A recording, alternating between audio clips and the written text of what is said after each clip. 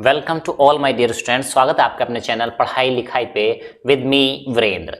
तो आइए स्टूडेंट्स, आज हम लोग देखने वाले हैं क्लास 9 का साइंस सब्जेक्ट का chapter number 2 matter around us pure के एग्जाम्पलर्स प्रॉब्लम देने वाले हैं। तो आप जानते हैं एनसीईआरटी ने है ना चैप्टर के बीच बीच में कुछ क्वेश्चन दिए हैं जिनको हम ब्लू क्वेश्चन नाम दे रहे हैं, इंडेक्स क्वेश्चन नाम दे रहे हैं, साथ में एक्सरसाइज भी दी है चैप्टर के लास्ट में, और हाँ अलग से एग्जाम्पलर्स प्रॉब्लम दी भी हुई हैं। ठीक है, तो ये कॉन्सेप्ट क्लियर करने के लिए बहुत ज्यादा जरूरी हो जाती हैं। चलिए, तो बिना कोई वक्त गवाए हुए हम वीडियो को स्टार्ट कर रहे हैं। और हाँ, हमारे चैनल को लाइक शेयर सब्सक्राइब करना ना भूलिएगा और बेल आइकन दबाना तो बिल्कुल भी ना भूलिएगा ताकि टाइमली नोटिफिकेशंस आप तक पहुंचते रहें।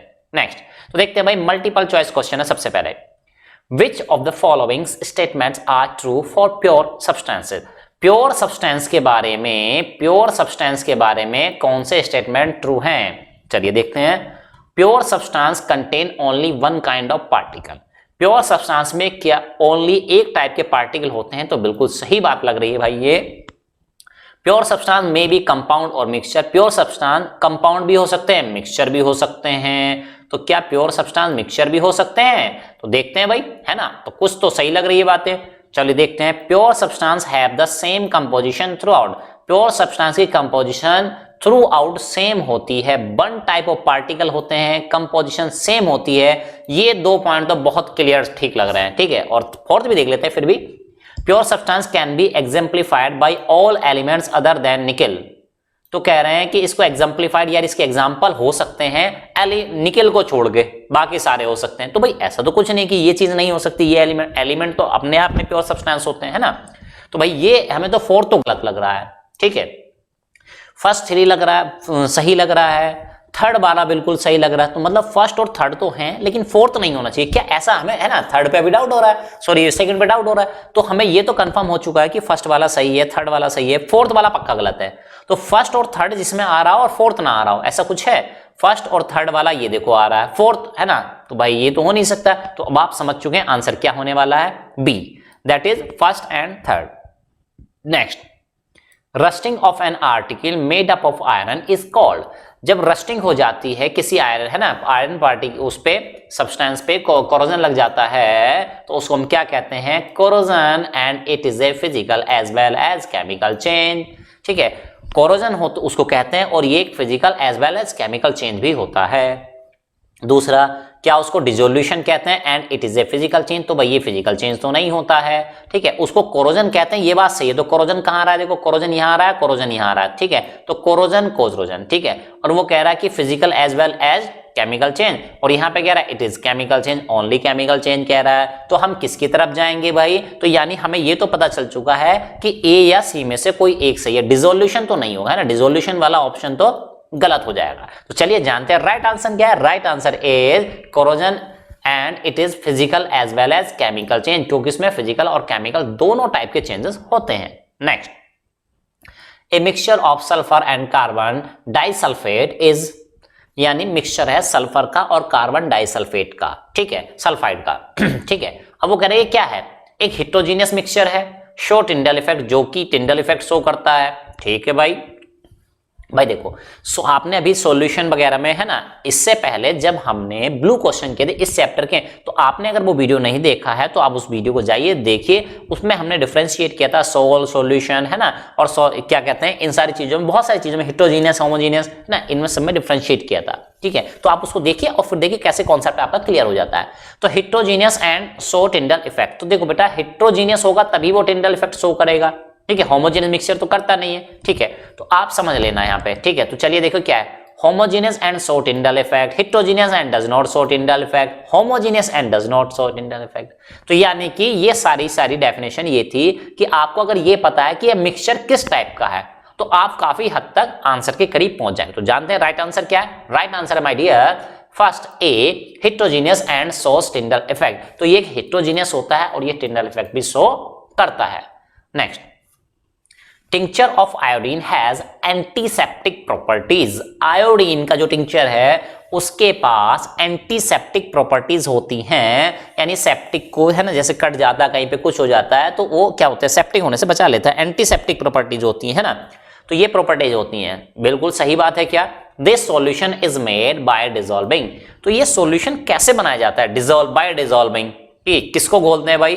तो कह रहा आयोडीन को घोलते हैं पोटेशियम आयोडाइड में, या आयोडीन को बेसलीन में घोल देते हैं, आयोडीन को वाटर में घोल देते हैं, या आयोडीन को अल्कोहल में घोल देते हैं। तो चलो भाई, आयोडीन को बेसलीन में नहीं घोलते हैं, आयोडीन को वाटर में नहीं घोलते हैं। ये दो मैंने 50-50 कर दिया, कौन बनेगा करोड़पति? 52 ऑप्शन मैंने कट आउट कर दिए। अब आपको बताना है ए सही होगा या डी सही होगा। तो my dear, right answer is D, iodine and alcohol. तो आप जानिए बेटा, जो हम सैनिटाइजर यूज करते हैं, ठीक है, ये सारी चीजें यूज करते हैं, इनमें काफी हद तक अल्कोहल का अमाउंट होता है। तो यानी क्या होते हैं, और जो स्प्रिट होती है ना, अक्सर आप डॉक्टर के सुई लगवाने जाते हैं, सुई लगाने के बाद एक वो है ना कॉटन दे देता है आपको, और ये उस पर स्प्रिट लगा के देता है, तो ठीक है उसको रगड़ लो ऐसे, है ना, मसल लो, ठीक है, इस टाइप से। तो उसमें भी अल्कोहल होता है। चलिए, तो बात कर, राइट आंसर हो जाएगा iodine in alcohol. Next, Which of the following are homogeneous in nature? तो आपको बताना है इनमें से कौन सी चीजें होमोजीनियस हैं इन नेचर में। तो ऑप्शन है, आइस होमोजीनियस होती है क्या, सॉइल होती है क्या, वुड होती है क्या, एयर होती है क्या? तो भाई एक हिंट मैं आपको दे देता हूं, बाकी आप खुद से सोचिए जरा। देखिए, वुड तो होमोजीनियस नहीं होती है। अब देखिए क्या हो गया इसका मतलब, उसने पूछा था होमोजीनियस, तो ऐसा जिसमें सेकंड ऑप्शन आ रहा होगा वो तो गलत हो जाएगा। कहां आ रहा है सेकंड? ये आ रहा है सेकंड। कहां आ रहा है सेकंड? और कहीं नहीं आ रहा, मतलब बी ऑप्शन तो कट आउट हो गया। अब आपके पास बचे ए सी डी। क्या बचे? ए सी डी बचे, ठीक है। अब आपको पता लगाना है, आपके पास एयर है, आइस है और सॉइल है, तो क्या एयर होमोजीनियस है? ऐसा होता है क्या हमारे पड़ोस वाले बगल वाले डिस्ट्रिक्ट में कुछ और है ना, भारी हवा, ठंडी, मतलब ऐसा है क्या? वहां एयर कुछ और क्वालिटी की मिल रही है, यहाँ कुछ और क्वालिटी की मिल रही है। भाई यूनिफॉर्म ही रहता है, जब तक कोई है ना एक्सेप्शन, मतलब इंडस्ट्री लगा दो वहां पे तो फिर चेंज जाएगा, ठीक है। तो हम इस यूनिवर्स की बात करें तो एयर की कंपोजिशन क्या रहती है? लगभग सेम रहती है माय डियर। तो right answer is here first and fourth, यानी कि आइस एंड एयर। सॉइल की कंपोजिशन जगह जगह के अकॉर्डिंग चेंज हो जाती है, ब्लैक सॉइल, एल्यूबल सॉइल, ठीक है, इस तरह से। चलिए, तो राइट आंसर क्या हो जाएगा? First and fourth is homogeneous in nature. Next, which of the following are physical changes? इनमें से कौन कौन सी चीजें फिजिकल चेंज हैं? तो भाई देखो, पहले ही आंसर आ गया है, ठीक है, हाँ फिजिकल चेंज पूछा है भाई, तो देखो आंसर सीधे ही लग गया है यहाँ पे। चलिए, melting of iron metal, iron metal melt हो जाएगी तो क्या है ये फिजिकल चेंज है? जी हाँ, ये फिजिकल चेंज है भाई, मेल्ट करा रहे हैं फिर से फ्रीज कर लेंगे। रस्टिंग ऑफ आयरन अभी पढ़ा था, ये केमिकल चेंज होता है, तो ये तो होगा नहीं, ठीक है। बेंडिंग ऑफ आयरन और सीधी कर लेंगे, बेंड हो गई तो ये तो भाई है फिजिकल चेंज, ठीक है। Drawing a wire iron metal, है ना, आयरन मेटल से क्या एक तार का बनाना है, फिर से मिला के फिर से मेटल बना देंगे। तो right answer is first, third and fourth. Next, which of the following are chemical changes? कौन कौन से केमिकल चेंज है? डिकेइंग, वुड का गल जाना, टाइम के साथ डिकम्पोज हो जाना, बिल्कुल सही, ये केमिकल चेंज है। अब आप देख लीजिए, वन कहाँ आ रहा है? वन यहाँ आ रहा है, वन यहाँ आ रहा है, ठीक है। इसका मतलब ये दो ऑप्शन तो गलत हो गए, वेरी गुड। अब इसका मतलब या तो वन के साथ सेकंड आएगा या वन के साथ फोर्थ आएगा, ठीक है। अब समझिए, सेकंड और फोर्थ को चेक कर लेते हैं। बर्निंग ऑफ वुड, भाई बर्निंग ऑफ वुड करेंगे तो ये तो कंपोजिशन क्या हो गई? ये तो केमिकल चेंज है, बिल्कुल सही बात है। तो भाई क्या हो गया? फर्स्ट एंड सेकंड तो है, ठीक है। अब आप समझ गए आंसर क्या हो जाएगा, तो right answer is first and second. Next, two substances A and B were made to react to form a third substance, यानी दो सब्सटेंस हैं A और B जिनका नाम है were made to react to form a third substance, उनकी reaction कराई जा रही है और उनसे कोई तीसरा सब्सटेंस बनाया जा रहा है A to B, उसका नाम क्या है? A to B, ये नया बनना है according to the following reaction, और रिएक्शन ये हो रही है 2A plus B arrow A to B, ये बना। Which of the following statement concerning this reaction are incorrect? आपको बताना है इसके बारे में कौन सी चीजें, कौन सी बातें गलत हैं, ये ध्यान रखना है। इनकरेक्ट बताना है बेटा, करेक्ट नहीं बताना है ना। चलो, तो हम ये पता कर लें कि भाई कौन सी करेक्ट है, ठीक है, कौन सी क्या है करेक्ट, तो इनकरेक्ट वाले अपना पता चल जाएंगे, ठीक है। तो चलिए देखते हैं। The product A to B shows the properties of substance A and B। तो भाई ये जो नया सब्सटेंस बना है कह रहा है कि इसके पास A की भी प्रॉपर्टीज होंगी और B की भी होंगी, ठीक है। तो भाई आप जान रहे हैं कि ये केमिकल चेंज है, तो केमिकल चेंज में क्या जरूरी होता है कि उसके पास वो प्रॉपर्टीज हों? तो यानी देखो बेटा, ये केवल एक एमसीक्यू क्वेश्चन नहीं है, इससे आपके बहुत सारे कॉन्सेप्ट क्लियर होंगे। अगर जो भी स्टेटमेंट सही होता है तो वो स्टेटमेंट इस पे फिट बैठेंगे, तो आप समझ जाइए कि इसके पास तो ऐसी ऐसी प्रॉपर्टीज होती हैं। नेक्स्ट चलो देख लेते हैं पढ़ के। The product will always have a fixed composition. तो कह रहा है कि जो प्रोडक्ट होता है उसकी कंपोजिशन हमेशा सही रहती है। तो बिल्कुल सही बात लग रही है भाई, उसकी कंपोजिशन फिक्स रहती है ना। तो भाई दो ए की और बी की रिएक्शन कराओगे तो ऐसे कुछ होने वाला है क्या? ऐसी बात है। चलिए, the product so form can not be classified as compound. जो प्रोडक्ट बना है उसको हम कंपाउंड नहीं कह सकते। क्यों नहीं कह सकते भाई? कंपाउंड कह सकते हैं, एक से ज्यादा चीजों से मिलकर बना और फिक्स इनका फॉर्मूला है। The product so form is an element. कह रहा है कि जो प्रोडक्ट बना है ये एक एलिमेंट है। नहीं भाई, ये एलिमेंट नहीं है, तो ये तो गलत बात हो गई। तो यानी कहने का मतलब है कि फोर्थ वाला तो जरूर आना चाहिए उस ऑप्शन में। कौन सा? फोर्थ वाला तो जरूर आएगा। अब देखो भाई, फोर्थ वाला कहाँ का आ रहा है? फोर्थ वाला यहाँ आ रहा है, फोर्थ वाला यहाँ आ रहा है, फोर्थ वाला यहाँ आ रहा है। कौन बनेगा करोड़पति? तो कहने का मतलब है भाई एक ऑप्शन है ना, हमारे पास 3 ऑप्शन। तो चलिए जानते हैं राइट आंसर, फिर एक्सप्लेनेशन करते हैं इसकी। तो राइट आंसर इज सी। देखिए, अब सी से पता चला कि कौन कौन सी बातें इनकरेक्ट हैं। तो देखो भाई, the product A to B shows the property of substance A and B. बिल्कुल गलत बात है। कोई जरूरी नहीं होता है कि भाई ऐसा होता है। देखो बेटा, एक चीज बताता हूं, हाइड्रोजन जो होती है बेटा वो इन्फ्लेमेबल गैस होती है, मतलब वोलेटाइल, वो बहुत जल्दी आग पकड़ लेती है। जबकि ऑक्सीजन जो होती है जलने में सहायक होती है, हेल्पफुल होती है।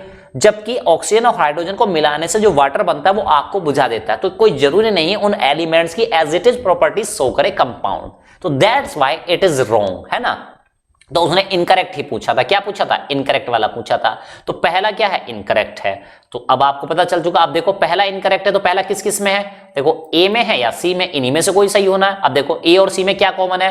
पहला तीसरा कॉमन है दोनों में, तो वेरी गुड। तो यानी तीसरा वाला भी इनकरेक्ट है। तीसरा क्या? The products of form can not be classified as compound. उसको हम कंपाउंड नहीं कह सकते, तो ये तो गलत हो गया है ना। तो पहले ही कहा था हमने कि ये तो गलत है, ठीक है। ओके, और कौन सा चौथा? The products of form is an element. ये भी एलिमेंट है क्या भाई? ए टू बी ऐसे एलिमेंट होता है? कोई नहीं होता है, ठीक है। तो that's why C option is correct. चलिए नेक्स्ट।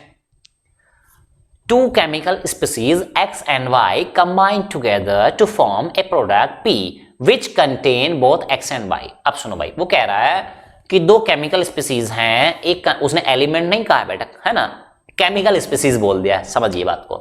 तो कह रहा है कि एक का नाम X है, एक का नाम Y है। जब इनको कंबाइन किया जाता है, दोनों को रिएक्शन कराई जाती है, तो एक प्रोडक्ट बनता है जिसका नाम क्या है? P। क्या बनना है? P which contains both X and Y। अब ये बेटा सुनो, ये रिएक्शन बस यहां तक है ना, ये रिएक्शन बस यहीं तक है। उसके बाद X है ना, यहाँ पे स्पेस होना चाहिए, तो स्पेस कम पड़ गया इसलिए, है ना, यहाँ पे हो गया। तो अब उसके बाद कह रहा है X and Y can not be broken down into simpler substance. और कह रहा है कि X और Y को सिंपलर सब्सटेंस में आप तोड़ नहीं सकते। इस बात का मतलब समझते हैं आप? तोड़ नहीं सकते मतलब ये सबसे छोटा, यानी एक एलिमेंट की कैटेगरी में इनको लगभग रख दिया है इसने, है ना। Substance by simple chemical reaction, यानी आप उसको तोड़ नहीं सकते। और कह रहा है केमिकल रिएक्शन से नहीं तोड़ सकते। तो डेफिनेटली ये इसकी एलिमेंट की तरफ इशारा कर रहा है। Which of the following concerning species X and Y P are correct. तो X Y P के बारे में कौन सी बातें सही हैं? चलिए जानते हैं answer. P is a compound. भाई P तो प्रोडक्ट बनना है, तो डेफिनेटली ये तो कंपाउंड होना ही होना है, ठीक है। X and Y are compound, कह रहा है X और Y कंपाउंड है, यहाँ पे तो भाई डाउट है। X and Y are element, X और Y एलिमेंट होंगे, बिल्कुल सही जा रहा है भाई। यहाँ पे भी हम P has a fixed composition, P की कंपोजिशन फिक्स होगी, यहाँ पे भी सही जा रहा है। तो जानते हैं राइट आंसर क्या है। तो राइट आंसर है D, first, third and fourth. मतलब पहला वाला सही है, मतलब P is a compound, definitely P compound है, ठीक है। और थर्ड वाला X and Y are compound, तो X and Y कंपाउंड कैसे हो जाएंगे? उसने कहा था X और Y को केमिकल रिएक्शन से तोड़ा नहीं जा सकता। तो हम जानते हैं एलिमेंट्स को आप नहीं तोड़ सकते, हैं ना। X and Y are element, X और Y एलिमेंट है, बिल्कुल सही बात। P हैज फिक्स्ड कंपोजिशन, ये भी सही है आपने। चलिए next. Short answer type question देखने वाले हैं। क्या है? Suggest separation technique one would need to employ to separate the following mixtures. इसमें कहा गया है कुछ मिक्सचर आपको दिए गए हैं, उनको सेपरेट करने के लिए आप कौन सी टेक्निक का इस्तेमाल यहाँ पे करने वाले हैं। तो राइट आंसर इज, देखते हैं, मरकरी और वाटर को अगर सेपरेट करना है तो बेटा डीकेंटेशन आप कर सकते हैं या सेपरेटिंग फनल का यूज कर सकते हैं। मरकरी बहुत भारी होती है, जनरली पानी में घुलती नहीं है, तो आप यहाँ पे डीकेंटेशन या सेपरेटिंग फनल का यानी छानकर सिंपल करके उसको फिल्टर करके अलग कर सकते हैं। Potassium chloride and ammonium chloride को आप मिला देंगे तो ये होगा आपका सब्लिमेशन से, क्योंकि आपकी बुक में भी ये क्वेश्चन आया, अमोनियम क्लोराइड का है ना क्वेश्चन आ चुका है। चलिए कॉमन सॉल्ट की बात करते हैं, और वाटर और सैंड, तीन चीजें हैं भैया। देखो इस बार कॉमन सॉल्ट नमक हो गया NaCl सोडियम क्लोराइड, वाटर पानी हो गया, एंड सैंड हो गया। कैसे करेंगे? तो भाई फिल्ट्रेशन करेंगे, सैंड को अलग कर लेंगे, इवेपोरेशन करेंगे, पानी अलग हो जाएगा, बाकी जो बचा वो कॉमन सॉल्ट हो जाएगा। तो that's Y filtration and evaporation, दो प्रोसेस लगाएंगे तब जाके तीनों चीजें अलग होंगी। Next, kerosene oil water and salt. ठीक है, तो केरोसिन ऑयल को और वाटर को और सॉल्ट का मिक्सचर है। ठीक है, फिर से तो आप देख पा रहे हैं ये एक लिक्विड है, वाटर एक लिक्विड है, सॉल्ट क्या होता है जनरली सॉलिड होता है, लेकिन जब घोल दिया तो भाई लिक्विड बन चुका है। तो फिर से वही चीज आप डिकेंटेशन करेंगे या सेपरेटिंग फनल्स का यूज कर लेंगे यहाँ पे, using A separating funnel, and साथ में करेंगे इवेपोरेशन टेक्निक भी आप यहाँ पे लगाएंगे, तब जाके तीनों चीज अलग होने वाली है। Next, Which of the tube in figure 2.1 A and B, ये 2.1 का A है, ये B हो गया, will be more effective as a condenser in the distillation apparatus। तो ये कह रहा है डिस्टिलेशन करने के लिए इनमें से कौन सा apparatus दैट इज A और B कौन ज्यादा इफेक्टिव रहेगा, यानी कि कौन ज्यादा कूलिंग कर देगा। तो right answer tube A will be more effective, ये वाले ट्यूब मोर इफेक्टिव। देखो बेटा जब यहाँ से कोई भी लिक्विड जाएगा तो यहाँ से अगर जाएगा तो देखो यहाँ की सरफेस के कांटेक्ट में होता जाएगा, बस एक सरफेस के, तो कम ठंडा होगा। लेकिन ये क्या है, इसके कांटेक्ट में फिर इधर इधर इधर इधर घूमते घूमते इतनी सारी सरफेस के, और जितनी ज्यादा ठंडी ठंडी चीजों के संपर्क में रहेगा उतना ज्यादा कूलिंग होगी, कंडेंसेशन हो जाएगा। तो इसलिए है ना, तो tube A will be more effective as a condenser because due to the presence of beads, ये जो पड़े हैं गोली गोली सी दिखनी इसमें, इसको बीड्स कहते हैं। It provide a large surface area, इसकी वजह से इनका सरफेस एरिया ज्यादा हो जाता है, और आप जानते हैं ज्यादा एरिया तो ज्यादा cooling. Next, salt can be recovered from its solution, salt को आप रिकवर कर सकते हैं उसके सॉल्यूशन से बाय इवेपोरेशन। किस मेथड से? इवेपोरेशन तरीके से आप उसको अलग कर सकते हैं। Suggest some other technique for the same, वो कह रहा है कि भाई देखो पानी सॉल्ट को आप अलग कर सकते हैं, रिकवर कर सकते हैं उसके सॉल्यूशन से, इवेपोरेशन तरकीब से, मेथड से। सजेस्ट कुछ दूसरा तरीका और बताओ, तो दूसरा तरीका हो जाएगा बेटा क्या, क्रिस्टलाइजेशन, उसके क्रिस्टल बना के फॉर्म करके, है ना, ऐसे कर सकते हैं। Next, the sea water can be classified as homogeneous as well as heterogeneous mixture. जो सी वाटर होता है बेटा वो एक होमोजीनियस मिक्सचर होता है और साथ में एक हेटेरोजीनियस मिक्सचर होता है ना। तो ऐसा क्यों, कमेंट करिए। यानी भाई उसके पास कुछ प्रॉपर्टी होती होंगी जो होमोजीनियस की तरफ इशारा करती हैं, कुछ होती होंगी जो हेटेरोजीनियस, ऐसा ही कुछ होने वाला। चलिए जानते हैं। The sea water contains the mixture of salt and some other bigger size of impurities. Sea water में क्या होते हैं, है ना, मिक्सचर होता है किसका, सॉल्ट का, सॉल्ट तो उसमें होता ही है, और कुछ बिगर साइज पार्टिकल इम्प्योरिटीज भी होती हैं, as well as mixture of several gases, और बहुत सारी गैसेस का भी मिक्सचर होता है। ठीक, The presence of mixture of several dissolved gases in sea water make it homogeneous, यानी कि जो गैसेस का मिक्सचर बनना है वो इसको एक होमोजेनियस मिक्सचर की तरह बना देता है।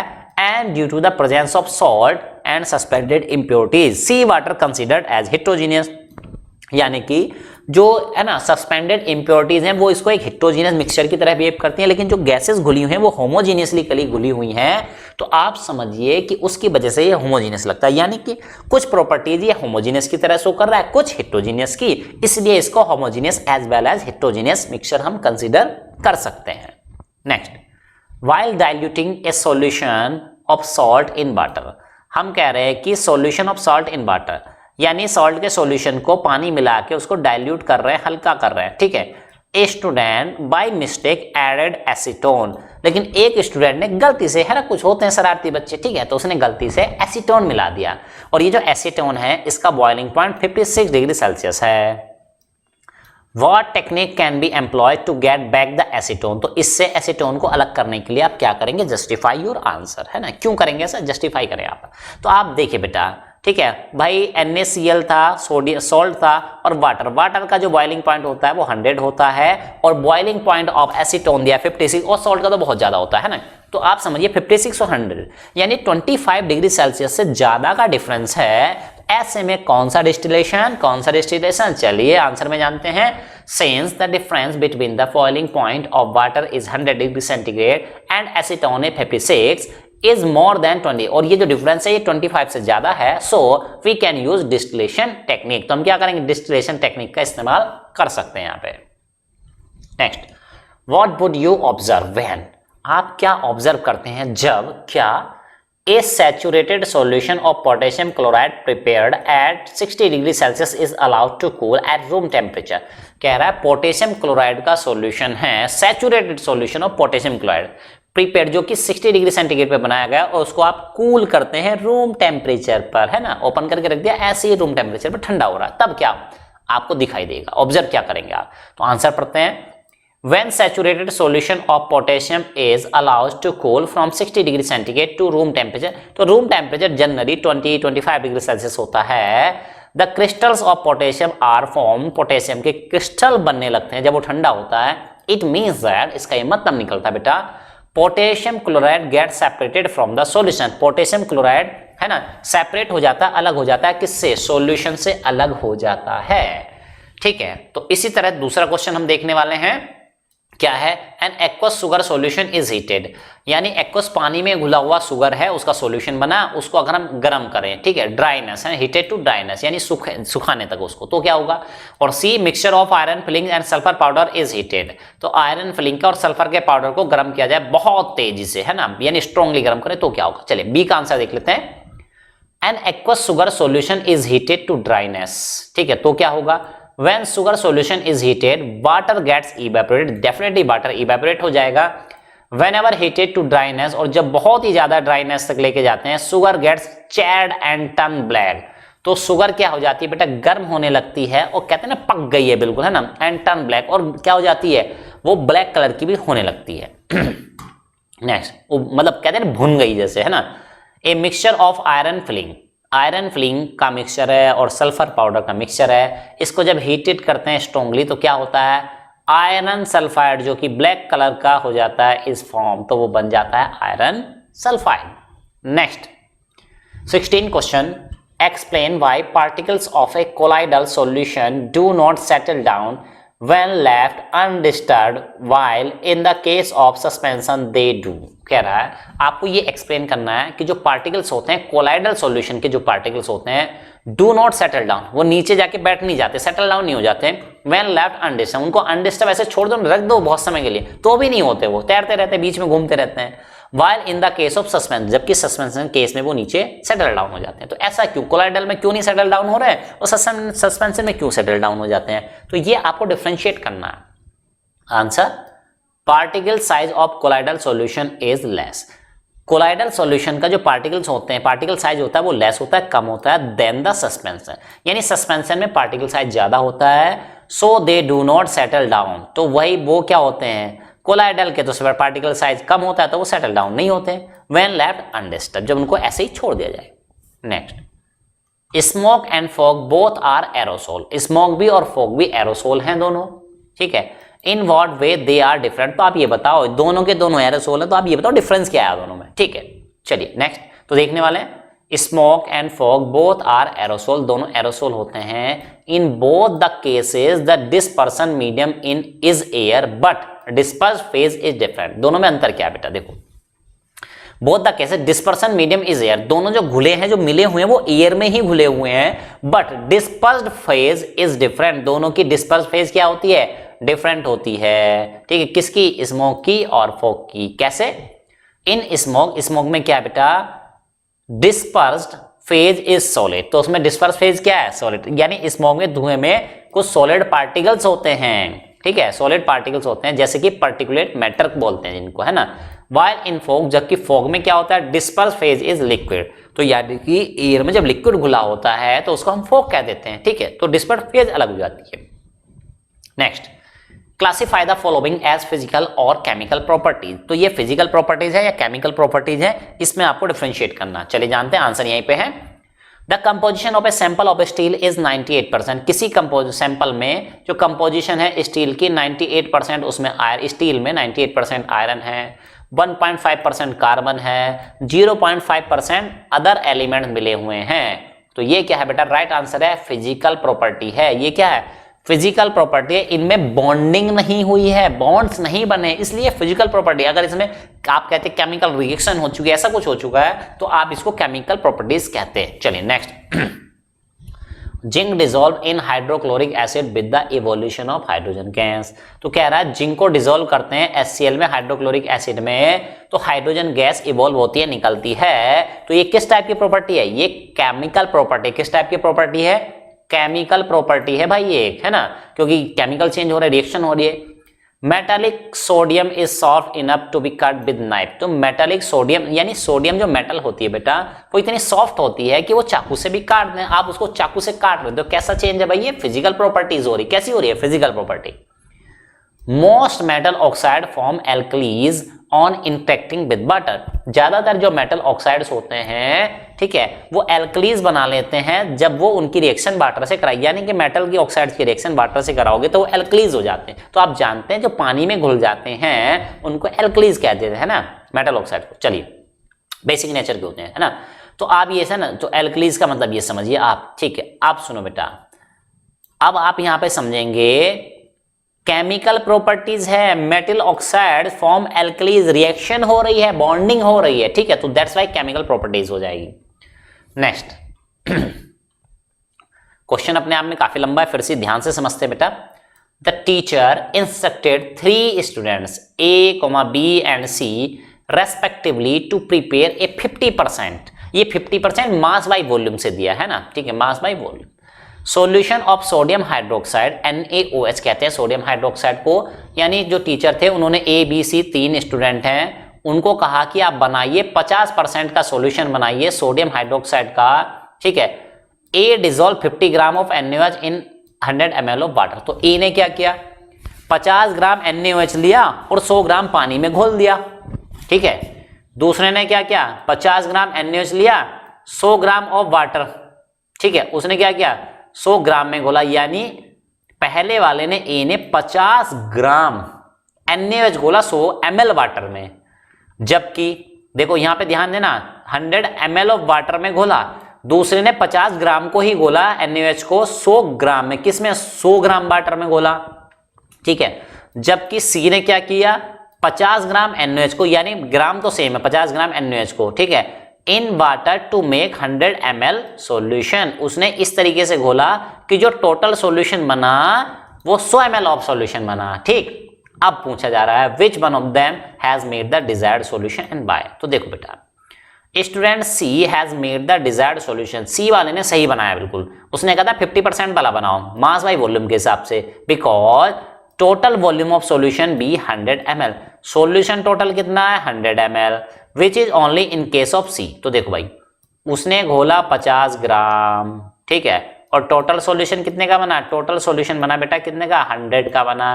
तो आप निकालेंगे 50 डिवाइड बाई 2, कितना आ जाएगा, 1/2। अगर परसेंटेज निकालने जाएंगे तो कितनी करेंगे, 100 करेंगे, तो देखो 50% नहीं आ जाएगा, तो ये आ गया 50%। तो C वाले ने सही किया भाई, है ना, C वाले ने क्या किया, right answer is C। Next, name the process associated with the following. आपको बताना है इनमें कौन सा प्रोसेस हो रहा है। ड्राई आइस, है ना, dry ice is capped eight room temperature at 1 atmospheric pressure. तो ये क्या है, ड्राई आइस समझते हैं, है ना। ड्राई आइस का मतलब हो गया बेटा CO2, सॉलिड CO2 को ड्राई आइस कहते हैं। और आप जानते हैं जब उसको रूम टेम्परेचर पे रखोगे तो ड्राई आइस यानी सॉलिड CO2 सीधे गैस में कन्वर्ट हो जाती है। तो ये प्रोसेस होता है बेटा sublimation. Next, a drop of ink placed on the surface of water contained in a glass. ठीक है, एक इंक की बूंद है, ठीक है, उसको रखा गया है सरफेस ऑफ वाटर पे, है ना, कंटेन्ड इन ए ग्लास, जो कि पानी ग्लास में रखा, तो उसकी सरफेस पे जाके एक बूंद आपने टपका दी, बूंद, है ना, spread through out the water. और वो कलर की बूंद, इंक की बूंद पूरे पानी में घुल जाएगी। पूरा पानी अगर ब्लू रही होगी तो पूरा पानी ब्लू ब्लू हो जाएगा, है ना। तो इस प्रोसेस को आप क्या कहेंगे, इसको कहेंगे हम diffusion. Next, a potassium permanganate crystal is in a beaker and water is poured into the beaker with steering.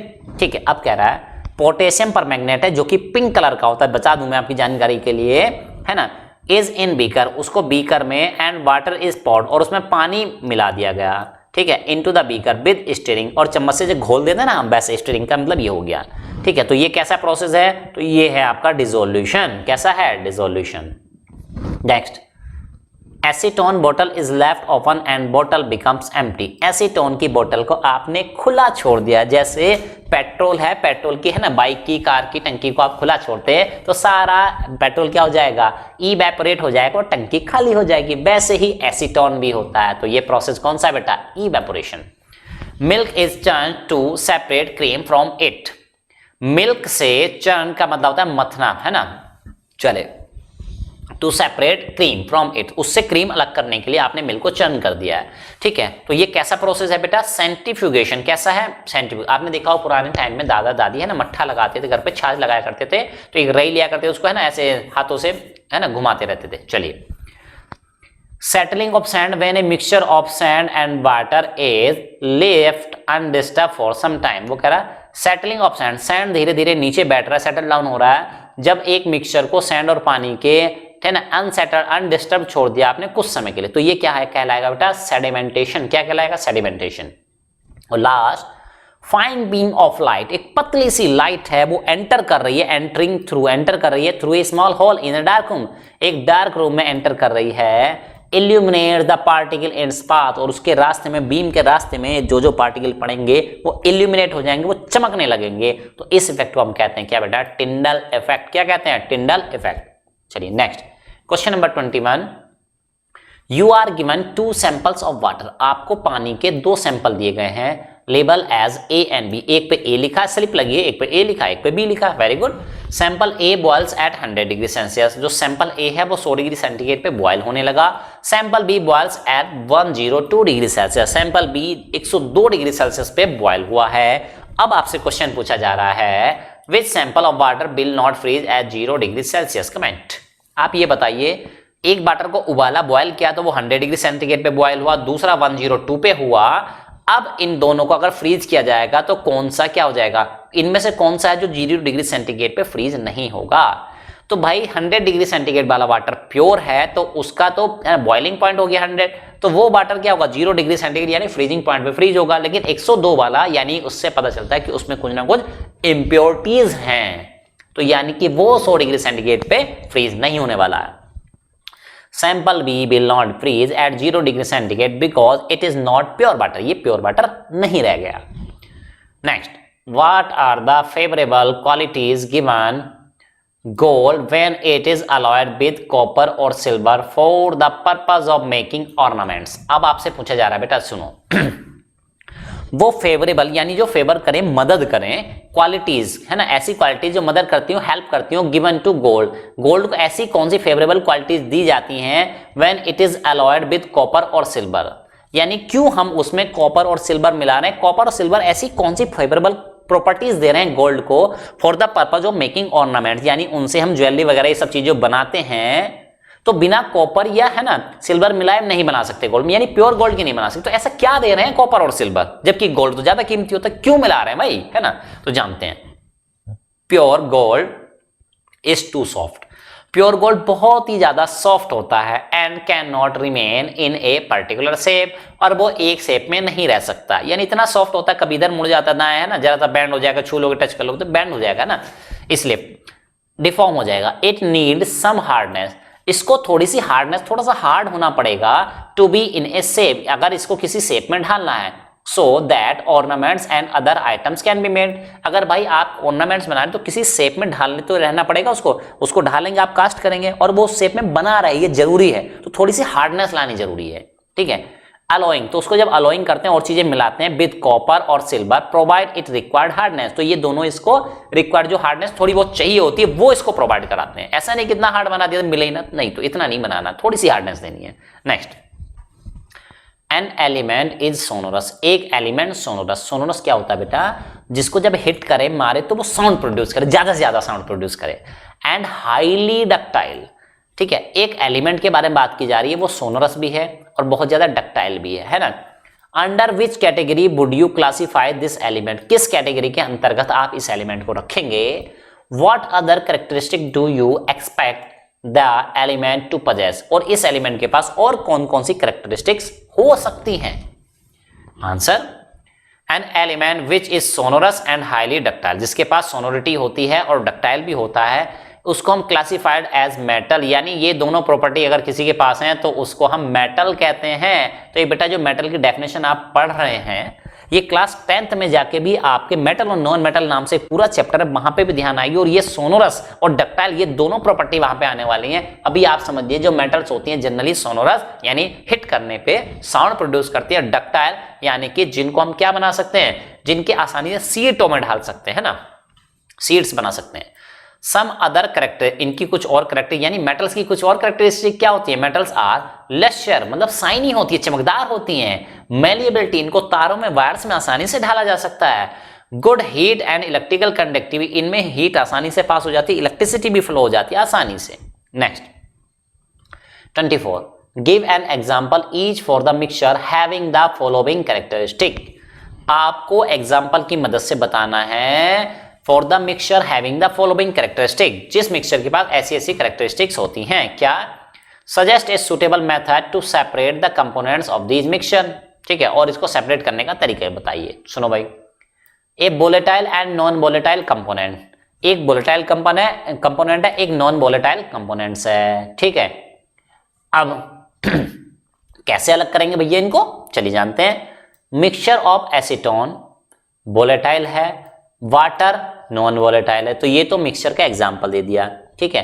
Which can be separated by distillation, एक वोलेटाइल एक नॉन वोलेटाइल मिक्सचर को, है ना, सेपरेट करने के लिए, यानी कि एक कंपोनेंट है जिसमें एक वोलेटाइल एक नॉन वोलेटाइल है, तो आप कौन सा मेथड लगाएंगे, डिस्टिलेशन। कौन सा मेथड, डिस्टिलेशन का मेथड लगाने वाले हैं। Second, two volatile component with appreciable difference in boiling points, दो वोलेटाइल कंपोनेंट्स हैं और उनके बॉइलिंग पॉइंट में एप्रिसिएबल अच्छा खासा डिफरेंस, काफी डिफरेंस है, ठीक है। तो उनको कैसे करेंगे, mixture of petrol and kerosene, ये डिफरेंस दे दिया भाई आपको। Which can be separate by distillation, आप जानते हैं 25 डिग्री सेंटीग्रेड से ज्यादा डिफरेंस होता है तो उसको हम डिस्टिलेशन प्रोसेस से अलग करते हैं। उसने कहा कि एप्रिसिएबल अच्छा खासा बहुत ज्यादा डिफरेंस है तब। Next C, to immiscible liquid, ऐसे दो लिक्विड जो आपस में मिलते ही नहीं है, मिक्स नहीं होते हैं। आंसर मिक्सचर ऑफ ऑयल, जैसे कि मस्टर्ड का भी हो सकता है, ठीक है, एंड वाटर यानी पानी का और तेल का mixture, can be separated by separating funnel, और उसको कैसे अलग कर सकते हैं, सेपरेटिंग फनल की मदद से। Next, one of the component change directly from solid to gaseous state, एक ऐसा कंपोनेंट है दो में से जो सीधे सॉलिड से गैस में कन्वर्ट हो जाता है। तो आप समझ चुके हैं ना, हम समझ चुके हैं क्या है बेटा, वो है सब्लिमेशन प्रोसेस है, और अमोनियम क्लोराइड का और कॉमन सॉल्ट का जो मिक्सचर होता है वो ऐसा ही होता है, ठीक। Next, two or more colour constituent soluble in some solvent, दो या दो से ज्यादा कलर कॉन्स्टिट्यूएंट है, कलर का नाम आ गया, कलर कलर कलर रंग, constituent soluble in some solvent, और जो कि घुल जाते हैं सॉल्वेंट में। कैसे करते हैं बेटा, इसके लिए ध्यान रखना बेटा जब भी कलर की बात आ जाए, है ना। Mixture of pigment from different flower, different flowers होते हैं, उनके जो पिगमेंट्स होते हैं, ग्रीन हो सकता है ना, ऐसे करके flower petal extract which can be separated, कैसे अलग करेंगे आप, क्रोमेटोग्राफी से। ये वर्ड ध्यान से याद कर लीजिए बेटा, है ना। डिफरेंट कलर सेपरेशन का जो मेथड है वो क्रोमेटोग्राफी होता है, क्रोम, है ना। चलिए क्वेश्चन नंबर 25, ये आ गया fill in the blanks. Fill in the blanks क्या है भाई, a colloid is a mixture and its components can be separated by the technique known as, ठीक है। तो कह रहा है एक कोलाइड इज ए, एक जो कोलाइड होता है इज ए मिक्सचर, वो किस टाइप का मिक्सचर होता है वो बता दो एक तो, है ना। And it's components can be separate, और इसके जो कंपोनेंट होते हैं उनको हम किस टेक्निक से सेपरेट कर सकते हैं, उस टेक्निक का नाम बता दो। तो राइट आंसर हो जाएगा बेटा कोलाइडल क्या होता है बेटा, एक हेटेरोजेनियस मिक्सचर होता है और साइंटिफिकेशन से हम उसको अलग कर सकते हैं।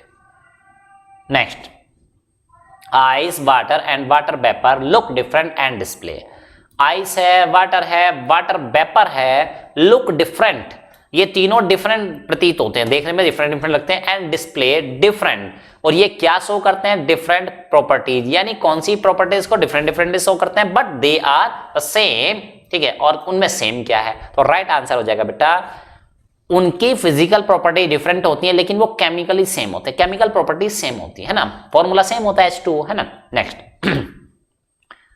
ए mixture of chloroform and water taken in a separating funnel. Chloroform and water का मिक्सचर लिया गया है, ठीक है, किसमें? सेपरेटिंग फनल में। Is mixed and left undisturb, और उसको क्या किया? मिला दिया गया और फिर उसको अनडिस्टर्ब छोड़ दिया गया है फॉर सम टाइम, कुछ समय के लिए। अब कह रहा है the upper layer in the separating funnel will B, ऊपर वाली जो लेयर होगी सेपरेटिंग फनल में वो किस चीज की होगी? And the lower layer will be of that of, और लोअर लेयर किसकी होगी? तो भाई बड़ा अजीब क्वेश्चन दे दिया है कि क्लोरोफॉर्म और वाटर का मिक्सचर है। अब बताओ कि भाई सेपरेटिंग फनल में ऊपर कौन सी चीज रहेगी? नीचे। तो जो हल्की होगी वो ऊपर रहेगी, जो भारी होगी वो नीचे जाएगी, और क्या? चलिए जानते हैं, तो हल्का भारी जान लेते हैं कौन है। सुनो भाई, a mixture of chloroform and water taken, तो आप जान लीजिए the upper layer in the separating funnel will be water, यानी वाटर हल्का होता है तो ऊपर लेयर वाटर की रहेगी, and the lower layer will be of that of chloroform, और लोअर लेयर किसकी होगी? क्लोरोफॉर्म की होगी। चलिए next, a mixture of two or more miscible liquid, दो मिसिबल मतलब जो आपस में मिक्स हो जाते हैं, ऐसे दो लिक्विड्स हैं for which the difference in the boiling point is less than 25 के मतलब केल्विन है, के मतलब 1000 वाला नहीं है यहाँ पे, है ना, केल्विन वाला है, ठीक है, और उनके बॉइलिंग पॉइंट में जो डिफरेंस है वो कम है, 25 डिग्री सेंटीग्रेड से भी कम है। Can be separated by the process called, ठीक है, तो वो सेपरेट किया जा सकता है किस प्रोसेस से? तो आपको डिस्टिलेशन याद आ रहा है, लेकिन ध्यान रखना यहाँ पे 25 डिग्री सेंटीग्रेड, सॉरी 25 केल्विन से भी क्या है? टेम्परेचर डिफरेंस लेस है। अब आप यहाँ पे एक बात समझो बेटा, ठीक है, टेम्परेचर डिफरेंस जब भी आप लेते हैं तो टेम्परेचर डिफरेंस, ठीक है, चाहे वो डिग्री सेल्सियस में है चाहे वो केल्विन में है, सेम होंगे, ठीक है, ये बात आपको ध्यान रखनी है। चलिए, तो राइट आंसर है इसका fractional distillation. Next, When light is passed through water containing a few drops of milk, वो कह रहा है लाइट पास कराई जा रही, रोशनी को पास करा रहे हैं किससे? Water containing a few drops of milk, यानी पानी और मिल्क का कुछ मिक्सचर है उसमें से पास करा रहे हैं। It show A blue sting, तो वो एक ब्लू इज है ना, नीले कलर का कलर शो करता है वहां पे मिक्सचर में। This is due to the, ये ऐसा क्यों हो रहा है? वो फिल इन द ब्लैंक, वो बताइए। Of light by milk and the phenomena is called, और उस फिनोमिना को क्या कहते हैं? This indicate that milk is A solution, और ये बता रहा है कि मिल्क किस टाइप का सॉल्यूशन। तो आंसर इज, देखो भाई, तो ये जो नीले कलर जो वहां पे बिखर जाता है ये कहते हैं स्कैटरिंग ऑफ लाइट, और ये जो फिनोमिना होता है उसको कहते हैं टिंडल इफेक्ट, और ये जो है ना सॉल्यूशन है मिल्क वो कोलाइडल सॉल्यूशन कहलाता है। क्या कहलाता है? Colloidal solution. नेक्स्ट, सुक्रोज, जिसको हम शुगर के नाम से भी जानते हैं, crystals obtain from sugarcane, है ना, तो सुक्रोज के क्रिस्टल बनाए गए हैं, ऑब्टेन किए गए, प्राप्त किए गए शुगर केन से, जिसको हम गन्ना कहते हैं, ठीक है, बीट रूट से एंड बीट रूट, और दोनों को क्या, यानी सुक्रोज जब बना है, एक सुक्रोज जो है वो बनाया गया शुगर केन से, और दूसरा जो सुक्रोज बनाया गया है वो बीट रूट से बनाया गया है, ठीक है, आर मिक्स्ड, दोनों को मिला दिया गया सुक्रोज को, है ना, together. Will it be a pure substance और ए मिक्सचर, तो ये क्या एक प्योर सब्सटेंस होगा या एक मिक्सचर होगा? Give reason for the same, और इसके लिए कारण बताइए क्यों। Answer, yes it will be a pure substance, ये एक प्योर सब्सटेंस होगा। क्यों? बिकॉज सुक्रोज, जिसको हम शुगर कह रहे हैं, obtain from different sources have the same chemical composition, क्योंकि भाई सुक्रोज चाहे शुगर से बना हो, शुगर केन से बना हो, चाहे बीट रूट से बना हो, उनकी केमिकल कंपोजिशन तो सेम ही है ना, तो इसलिए वो क्या होंगे? वो केवल प्योर सब्सटेंस ही कहलाएंगे। Next, give some examples of Tyndall effect, Tyndall effect के कुछ एग्जांपल दीजिए। ऑब्जर्व इन योर सराउंडिंग, जो आप ऑब्जर्व करते हैं अपने आस पड़ोस में। Number 1, sunlight passing through a dark room, dark room से जब सनलाइट पास होती है तो हम टिंडल इफेक्ट देखते हैं, है ना, डस्ट पार्टिकल दिखते हैं उसमें ना, छोटे छोटे। Scattering of light through by water droplets in air, air में जो पानी की बूंदें होती हैं उससे भी स्कैटरिंग हो रही होती है, टिंडल इफेक्ट दिख रहा होता है ना। चलिए next, can be separate alcohol dissolve in water by using A separating funnel, क्या हम एल्कोहल जो कि घुली हुई है पानी में उसको एक सेपरेटिंग फनल की मदद से अलग कर सकते हैं, सेपरेट कर सकते हैं? इफ यस, अगर कर सकते हैं, देन डिस्क्राइब द प्रोसीजर, तो उस प्रोसीजर को डिस्क्राइब करें। इफ नॉट एक्सप्लेन, अगर नहीं कर सकते तो एक्सप्लेन करो, क्यों नहीं कर सकते? चलो भाई, we can not separate alcohol, हम एल्कोहल को अलग नहीं कर सकते जो कि डिजोल्व घुली हुई है वाटर में, water by using separating funnel, separating funnel technique से, because these are miscible liquid, वो क्या है? मिसिबल लिक्विड्स हैं, एक दूसरे मिले हुए हैं, तो कैसे आप अलग कर लोगे उसको? Next, on heating calcium carbonate gets converted into calcium oxide and carbon dioxide. कह रहा है कि जब आप गर्म करते हैं कैल्शियम कार्बोनेट को तो ये कन्वर्ट हो जाता है किसमें, कैल्शियम ऑक्साइड और कार्बन डाइऑक्साइड में। वेरी गुड, चलो भाई होने दो। अब क्वेश्चन पूछा गया है, इन दिस ए फिजिकल और केमिकल चेंज। कह रहा है इज दिस ए फिजिकल और केमिकल चेंज, क्या एक फिजिकल चेंज और केमिकल चेंज है? तो भाई कन्वर्ट किया है कैल्शियम कार्बोनेट, कैल्शियम ऑक्साइड और कार्बन डाइऑक्साइड, तो दो अलग अलग प्रोडक्ट बन गए, तो ये तो डिफरेंट है भाई, तो डेफिनेटली ये केमिकल चेंज होना चाहिए। ठीक है, और दूसरा, can you prepare one acidic and one basic solution by using the products form in the above process. है ना, इस प्रोडक्ट में, है ना, इस रिएक्शन में जो प्रोडक्ट बने उनकी मदद से एक से आप एसिडिक सॉल्यूशन बना दो, एक से बेसिक सॉल्यूशन बना दो। इफ सो, अगर आप ऐसा कर सकते हैं, right the chemical equation involve, तो उसमें केमिकल इक्वेशन जो हो रही है उन इक्वेशंस को लिखिए। Answer, this is a chemical change, ये केमिकल चेंज है। इक्वेशन हमने लिख दी पहले यहाँ पे, CaCO3 जिसको हम कैल्शियम कार्बोनेट के नाम से जानते हैं, इसको जब हीट अप किया गया तो यहाँ पे हीट लिख लेंगे, है ना, यहाँ पे क्या लिख लेंगे, हीट, एरो के ऊपर, है। CaO कैल्शियम ऑक्साइड बना प्लस CO2 कार्बन डाइऑक्साइड बना। अब आंसर देखिए, yes we can prepare one acidic and one basic solution by using the product. इन प्रोडक्ट्स का यूज करके हम एसिडिक और बेसिक सॉल्यूशन बना सकते हैं इन द प्रोसेस। ठीक है, अब एक बात समझिए बेटा, ये एसिडिक और बेसिक क्या होते हैं? सुनो बेटा, जनरली क्या होता है, जो खट्टे होते हैं, टेस्ट अगर आप करें सिंपल, वैसे तो 10th में सब्जेक्ट आएगा लेकिन फिर भी आप हिंट समझ लीजिए, जो क्या होता है बेटा, जो है ना टेस्ट में क्या होते हैं, खट्टे होते हैं, उनमें एसिड होता है, वो एसिडिक कहलाते हैं। और जो क्या होते हैं, जिनमें टेस्ट होता है कैसा, कड़वा होता है, बकबका होता है, कोई टेस्ट नहीं लग रहा जैसे जिसमें, है ना, तो उसको कहते हैं क्या, बेसिक नेचर का कहते हैं। ठीक है, उसको क्या कहते हैं, बेसिक नेचर का कहते हैं जनरली। ठीक, तो अब एक चीज, एक तो ये होगी, और एसिड जो होते हैं बेटा उसमें H+ आयंस होते हैं और बेसिक में OH- आयन होते हैं जनरली। ठीक है, तो फिलहाल एक बेसिक जानकारी आप समझ लीजिए, अब समझते हैं।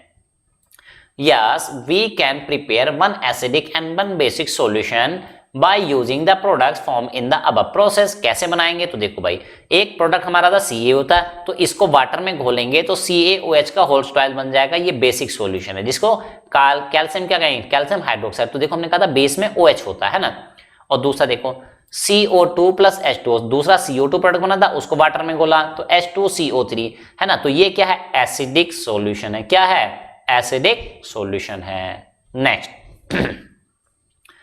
Non metals are usually poor conductors of heat and electricity.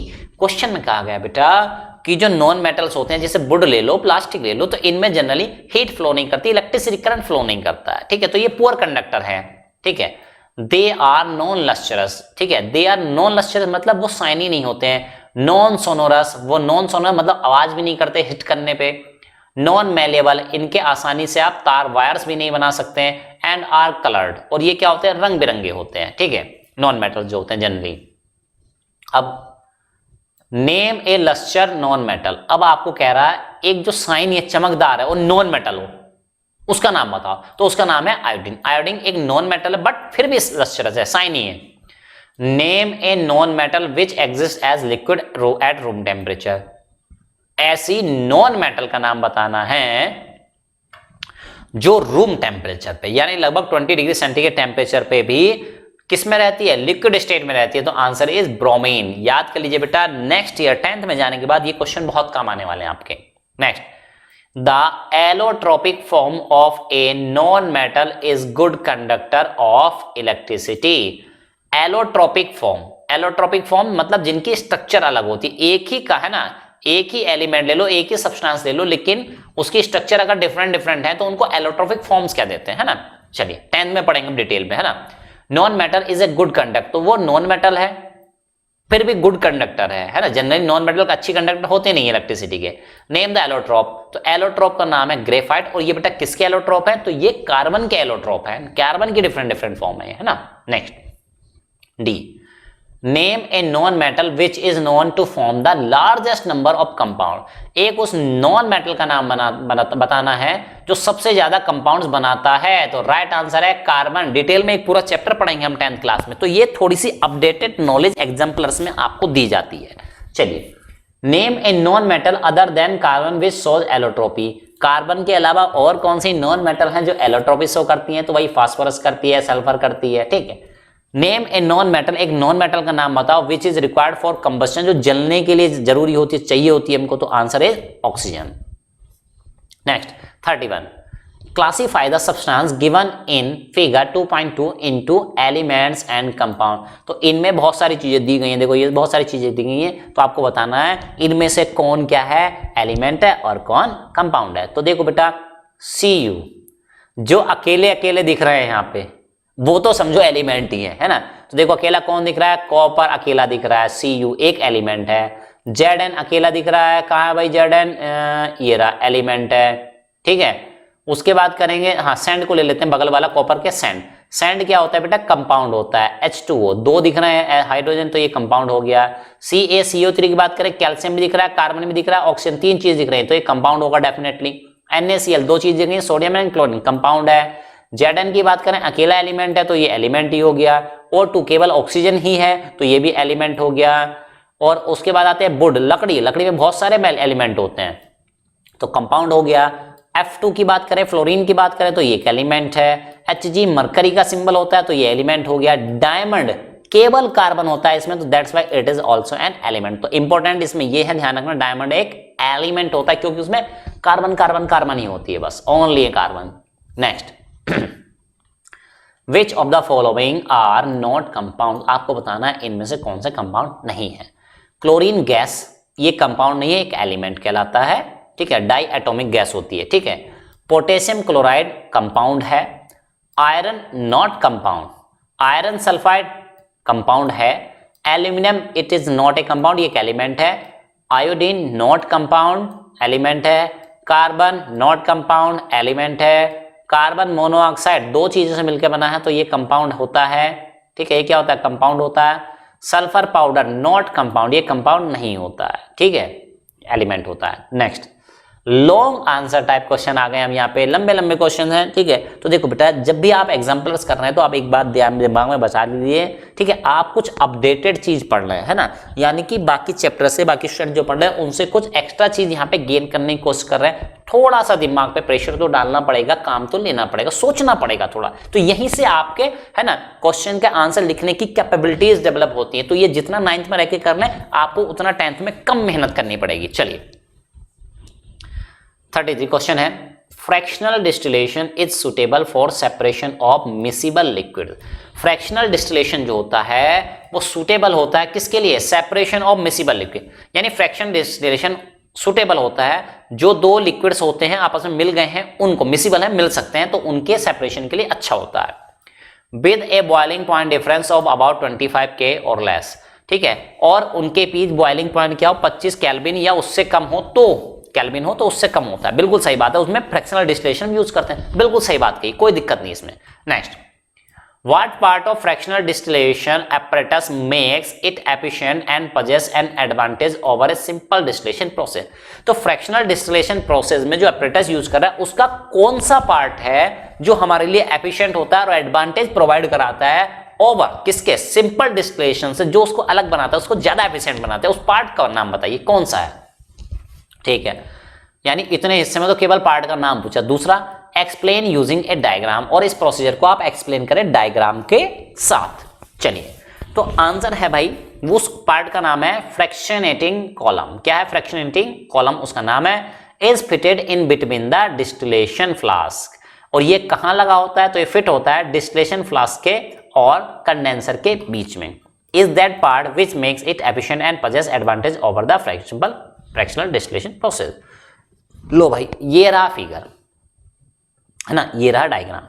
तो ये क्या है भाई, नीचे से बर्नर दिया गया, आग जल रही है, इसको गर्म कर रहे हैं, सॉल्यूशन को, मिक्सचर को गर्म कर रहे हैं, है ना, और मिक्सचर क्या है भाई, ठीक है, ये डिस्टिलेशन फ्लास्क है जिसमें इसको मिक्सचर को रखा गया है, ऊपर कॉर्क लगा है, एक ट्यूब लगी है, ये फ्रैक्शनेटिंग कॉलम, ये जो कॉलम है बेटा यही चीज अलग होती है, बस ये सिंपल डिस्टिलेशन प्रोसेस वाले में नहीं होता है, ठीक है। वाटर आउटलेट, यानी पानी यहां से बाहर को जा रहा है, कोल्ड वाटर इन, ठंडा पानी यहां से एंटर करेगा, इधर से निकल जाएगा, यानी ये इस ट्यूब में जाएगा, ब्लू ब्लू दिख रहा है, यहां से होके निकल जाएगा, यानी आपस में मिक्स नहीं होंगे, ठीक।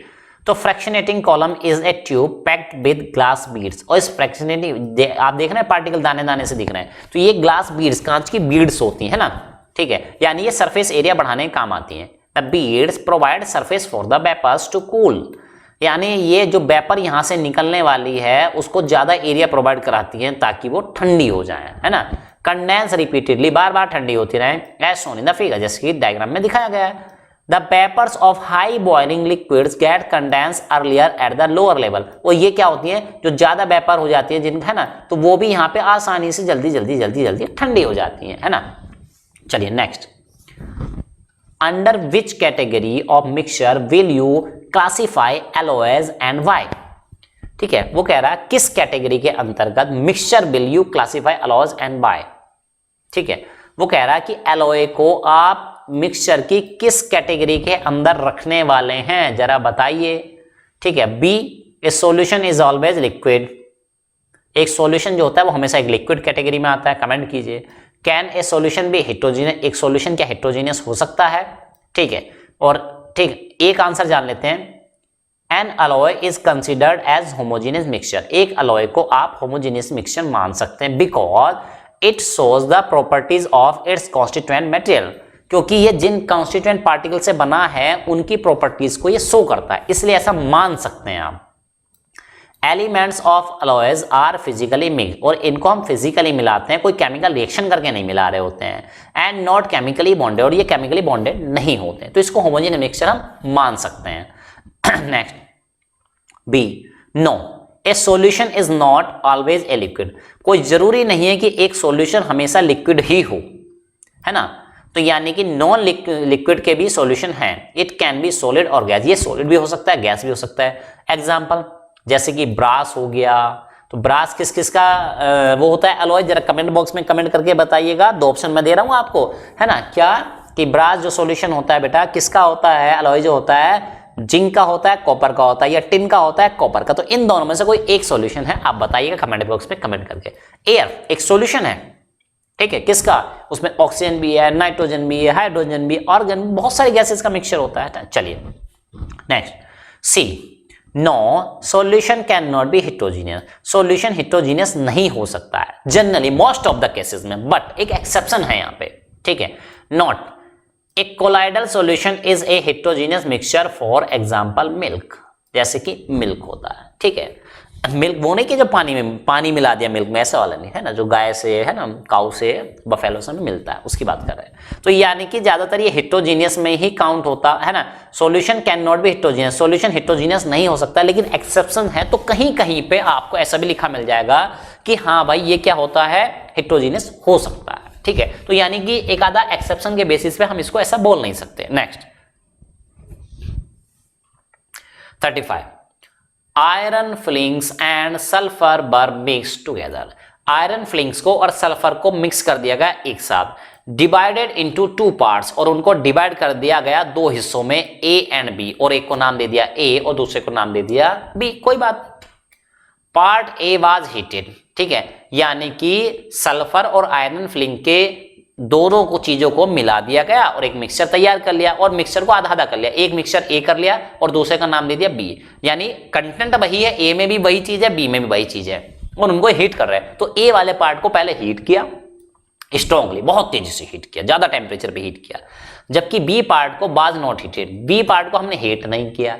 अब क्या हो रहा है, dilute hydrochloric acid was added to both, अब ए वाले में भी डाइल्यूट हाइड्रोक्लोरिक एसिड मतलब HCl मिलाया, ठीक है, एडेड टू बोथ, और बी वाले में मिलाया parts, and evolution of gas was seen, और दोनों में से कोई गैस निकली, इन बोथ द केसेस, दोनों गैस उसमें क्या हो रहा है, मिक्सचर में क्या हो रहा है बेटा, गैस निकल रही है। How will you identify the gases evolve, तो आप कैसे पता लगाएंगे कि ये ए वाले से कौन सी गैस निकली और बी वाले से कौन सी गैस निकली। तो पार्ट ए की बात करते हैं पहले।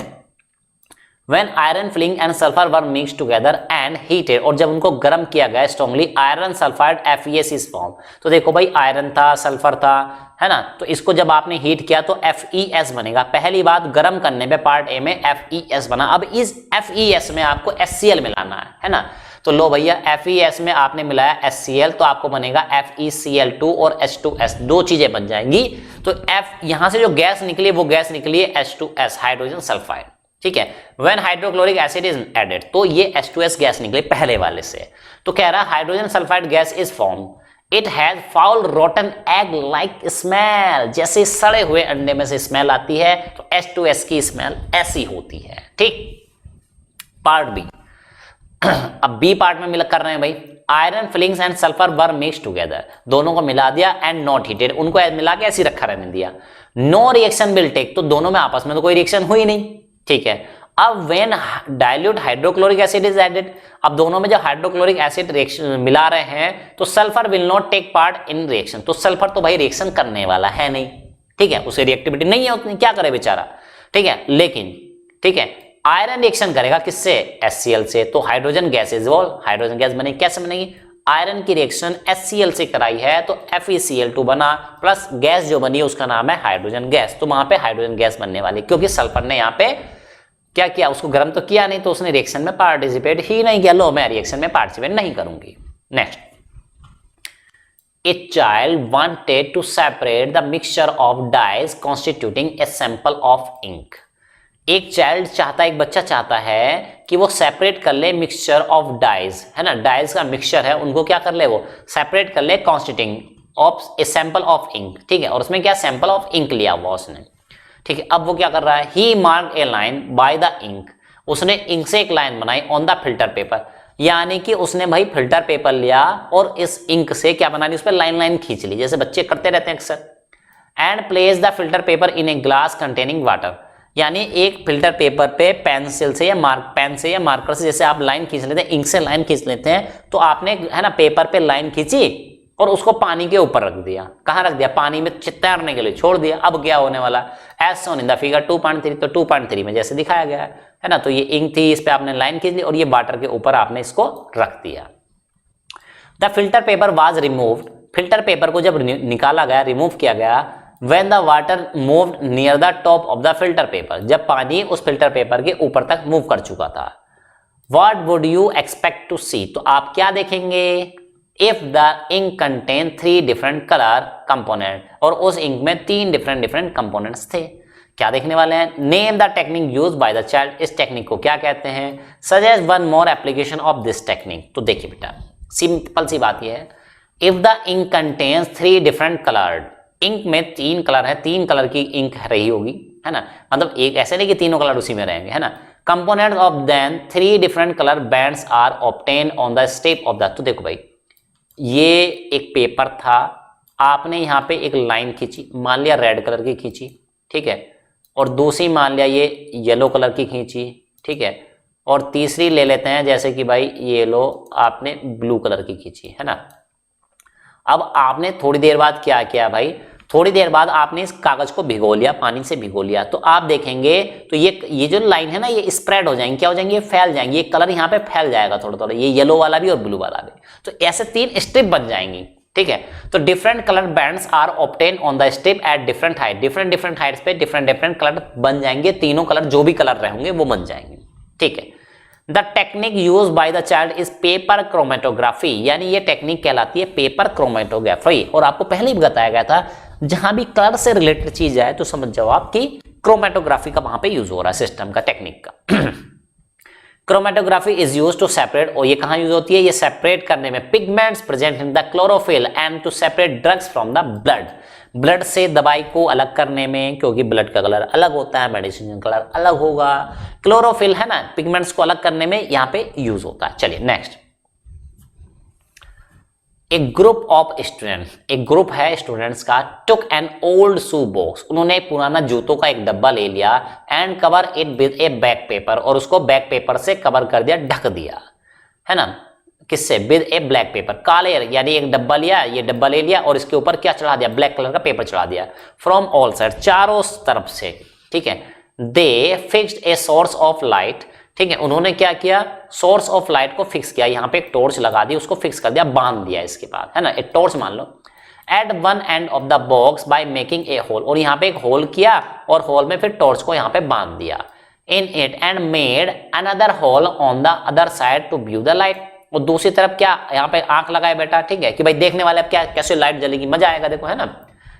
दे placed a milk sample containing in a beaker tumbler in the box as shown in the box figure. तो भाई यहाँ पे एक बर्तन रखा, एक ग्लास रखा कोई, और उसमें क्या भर दिया, मिल्क भर दिया। उसमें क्या भर दिया, मिल्क। अब यहाँ से हम टॉर्च से लाइट पास कराने वाले हैं, यहाँ से क्या जाएगी, लाइट पास होगी। तो लाइट इसमें पास होगी जब, तब क्या होगा, ऐसा पूछ रहा है। दे वर अमेज, और वो अचंभित रह गए, बड़ा आश्चर्य हुआ इनको। See that milk taken in the tumbler was illuminated, जो मिल्क था इस टम्बलर में वो इल्यूमिनेट, चमकने लगा। पूरा का पूरा मिल्क, ये नीचे वाला भी, ये ऊपर वाला भी, सारा मिल्क चमकने लगा। ठीक है।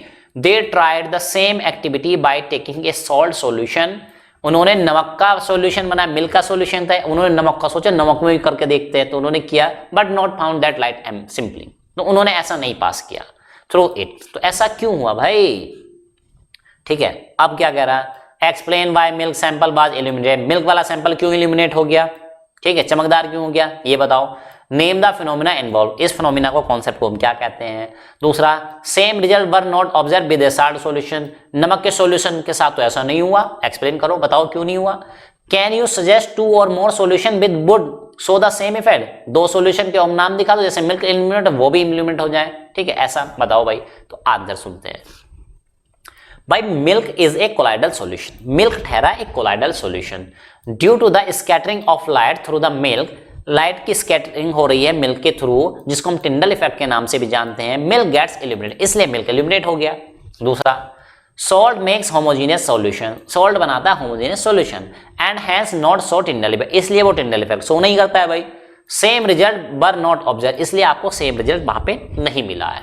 Next, soap solution, fog, sulphur solution show the same effect, तो वो और ऐसे 3 कोलाइडल सॉल्यूशन के नाम बता दिए। तो कह रहा है सोप सॉल्यूशन हो गया, फोग हो गया, सल्फर सॉल्यूशन हो गया, तो ये मिलके जैसा ही कॉन्सेप्ट वहां पे टिंडल इफेक्ट वहां पे शो करने वाले, इलिमिनेट हो जाएंगे ये भी। Next 38, classify each of the following as a physical और केमिकल चेंज, इनको आपको ये बताना है कि ये फिजिकल चेंज है या केमिकल चेंज है। Drying of a shirt in the sun, तो ये देखो 5 देखने वाले, जल्दी से देखते हैं आंसर, ठीक है। Drying a shirt in the sun, धूप में शर्ट सूख रही है, it is a physical change because drying involve evaporation, क्योंकि यहाँ पे इवेपोरेशन हो रहा है जो कि एक फिजिकल चेंज होता है।